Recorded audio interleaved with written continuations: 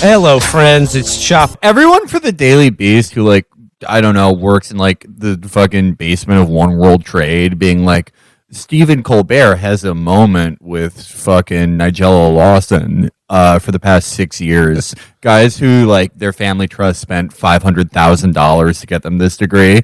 They're like, all right, you can write one op-ed. And the op-ed is always like, Bernie Sanders acts like an asshat again. Like, I saw an oppo dump today that was it was definitely like a Biden oppo dump, right? Where it was gotta be right, where it was like, oh, Bernie Sanders compared workers in Vermont to slaves, and the entire article was that he like evoked wage slavery. Yeah. Which, by the way, would put him in the same company as Frederick Douglass. Yeah, who said the exact same thing. Yeah. No, wage slavery is a slur now. Yeah, no, I mean, and that was by that Daily Beast guy Scott Bixby. He's the next absolute clown I want to shout out. This is in Daily Beast this week. Bernie bros are loud, proud, and toxic to Sanders' campaign. Damn right. Yeah, they're so toxic that he's a leading national poll for the first time ever. He's going to win, man. He's going to win. It's okay. Yeah, no, I mean, they sent the Keystone Cops to kill John Wick. No, yeah. No, taking this contract in 2020 is like the scene in Heat where the cops show up as they're coming out of the bank and they're like, doo-doo-doo, time to make an arrest. Yeah. I think they got caught with their pants down. I think they really thought Warren was gonna. Yeah, she was gonna solve the problem for them. Right. They thought like we don't have to take a firm anti-left line, but we can avoid Bernie by all. Well, I don't even think they thought Warren was gonna win. I thought they thought that Warren was gonna effectively grief Sanders' campaign. Yeah. To make it so that neither she nor him could win. But what it turned out was her supporters aren't really his. And she actually split Biden and Buttigieg's support. And I think they thought this would kind of be settled by now. Should have given Diamond Joe more Dexys. No, but you're really right. Like, how you solve this. They were asleep at the wheel in 2016. And they've done it again in 2020. And now it's January. Like I said, less than 2 weeks before Iowa. He's going up in every single poll and indicator. Nowhere to go, but up. He's going up and Biden is going down. Beep. And there's so many times like we've joked about this. Now they're just like, oh fuck. Yeah. What are we gonna do?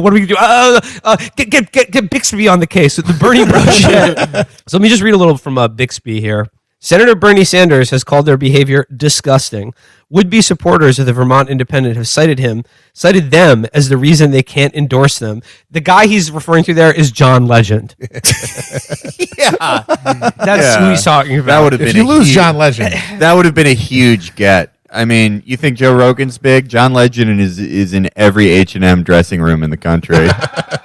His campaign has even privately apologized to rivals for online pylons that cross the line into open harassment. And still, the Bernie Bro army marches on. Oh, damn right. Straight to Berlin. That's where he's at. The internet has been perhaps the Sanders campaign the most useful tool for organizing the candidate's most fervent fans, whose ride-or-die loyalty to Sanders has long outlasted his first campaign for president.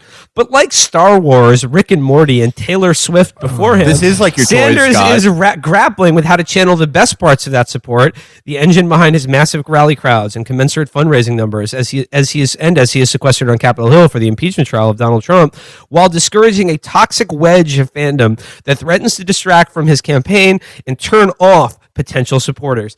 That fucking paragraph is so perfect, Matt. Because Matt, you're 100% right about this. These people could not be more not honest, transparent, like Kurt Bardella. That they view all of this as a TV show. Yes, it's their stories. And like when he talks about like the fandoms of Taylor Swift, Rick and Morty, and Star Wars, like Bernie Sanders is dealing with this same problem. Oh, you know those three things that are hugely popular in mainstream culture? Yeah, their problem is that certain people are performatively annoyed by people who like them. It has no impact on their cultural. One way to avoid that problem is to not be on Twitter 18 hours a day. Well, yeah, but I know that's difficult. I know. Well, see, the thing is that like part of this is their aestheticization of politics, and the other of it is because they totally understand things through Twitter and being online. They honestly think that the Bernie bro thing is why Hillary beat Bernie last time. if you ask them, why do you think Hillary was able to hold off Bernie, they will say, well, we were able to remind people that his supporters were a bunch of bros. The reason Bernie lost at the end of the day is that he didn't run a real campaign until it was too late. Yes. Because he didn't think he could win. He was there to push her to the left and get issues out there. And they didn't think, oh, fuck, we could do this until like Iowa happened. And by that point, it was way too late to build a national organization that could make any kind of headway in later states. And so they got blown out in a lot of places. Pulled off some very surprising upsets, too. And Michigan, if that fucking campaign had lasted like a couple, when you look at the polling trends, if that campaign had been a little longer, i.e. if he had actually started campaigning a little earlier, he could have fucking caught her. But in these guys' heads, they're tweeting about Bernie Bros all day to another, just their other idiot hysteric media friends is what fucking beat Bernie. Bernie with a skeleton organization came within 9 points of Hillary in Cook County, one of the Death Stars of the modern Democratic machine. Like, that's fucking insane. Yeah. That's fucking insane. Like, look at what they had to do to fend him off in New York. Just like activate every scumbag machine politics trick they had here to make sure he couldn't win. Going on here, Bixby writes, when Senator Elizabeth Warren accused Sanders of telling her in a private meeting that he didn't believe that a woman could defeat President Donald Trump in 2020, the Massachusetts senator feed was deluged with a plague of snake emojis, even as Sanders called for a de-escalation in hostilities.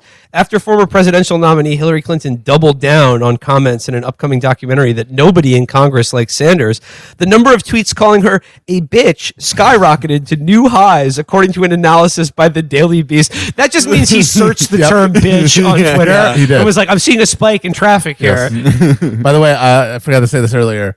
That whole nobody likes Bernie thing, it's so awesome that she said nobody likes him because obviously she was referring to in Congress. But in her mind, those are literally the only people who matter. Right. And you know what the American voter hates? A brash outsider. Yeah, who is hated by Washington. Yeah, They love Congress. Yeah. No. This is what is so fucking. What I love so much about it is like their big hit on him, the closing case. They're pulling out all the stops. Is that nobody in Congress or the U.S. Senate likes him? Those wildly unpopular institutions that regularly like pull behind toenail fungus. All right, so he goes on to use the example of John Legend, who had to tell the Bernie Bros to quit multi-millionaire Grammy-winning artist whose life resembles yours in no way. Yeah. The guy who makes music for waiting rooms. Yeah. Yeah, the guy whose music you hear at the dentist's office. Yeah. Like, so it goes here. Last week, performer John Legend cited Bernie Bros, who, though branded with the pejorative Bernie Bros, are in no way limited to just his male fans. So yeah, like, so that just means like, yeah, you know, like that huge number of young women who also support Bernie Sanders. Yeah, they're Bernie Bros too. Not just women. I mean, it is interesting. Remember all the articles about how Bernie had no black support in 2016, which was just, I mean, like we talked about, the kind of result of like a lack of name recognition and not running a real campaign until it was too late. Well, Elizabeth Warren, just dog shit. Dog shit black support. None. Like Pete Buttigieg, even worse. And it's like, interesting. Very interesting. So, but same thing, just how a lot of those bros are actually women. A lot of those bros are black, or they're anyone but white men. They're anyone but there's nothing about that. So they're doing quite the disservice to Sanders as a reason he was backing Warren's candidacy. Try not to drive people away with your nastiness, Legend tweeted. I will happily vote for him if he wins the primary. Chill. In response, some users replied with the poop face emoji. Oh no. Oh no. They are, like I said, this is fiend shit. This is licking the baggie when you're fucking like it's 5 a.m. in the morning. Like it's real bad. Yeah, no, they're jonesing. It's not working as well as it used to. Moving on here, like the other thing that we were talking about last week is like when the snake emoji gate was happening and the CNN did their like ludicrous assist for Warren at that fucking debate. Oh boy! Like, you know, Matt, I know you were concerned at the time because it seemed like whether this works or not, which it clearly didn't. It did not. Hugely backfired. No one gave a shit. No, not just didn't give a shit. I think it really turned a lot of people off Warren. Yeah, and I think there's a lot of Warren supporters who actually moved to Bernie. Not a lot, but like enough that like Warren is trending down ever since this thing happened. I mean, if you earnestly do care about the future of the country, you know, to use a pompous and a kind of empty phrase, but the way people think about it. And you're struggling with who to support, and somebody comes up with this fucking ticky-tacky bullshit that has nothing to do with any actual issue facing anyone's life. How could you not be like, oh, this is what you're gonna do? This fucking bullshit? This is a court intrigue horseshit that like the Clintons do.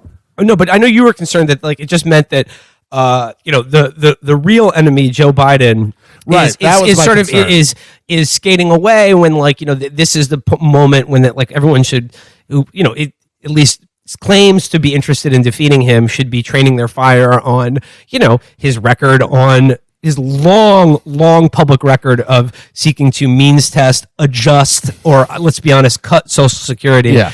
Right? Here's the thing. That I'm not even worried about that anymore, because what's happened is that the Sanders campaign has started counterpunching. I was worried for a second when Zephyr Teachout wrote that thing about how Biden and his family are corrupt. Yeah. And Sanders apologized for calling them corrupt. Yeah. I don't think he should have done that, because they are manifestly openly corrupt. And I'll read another article in a second about that.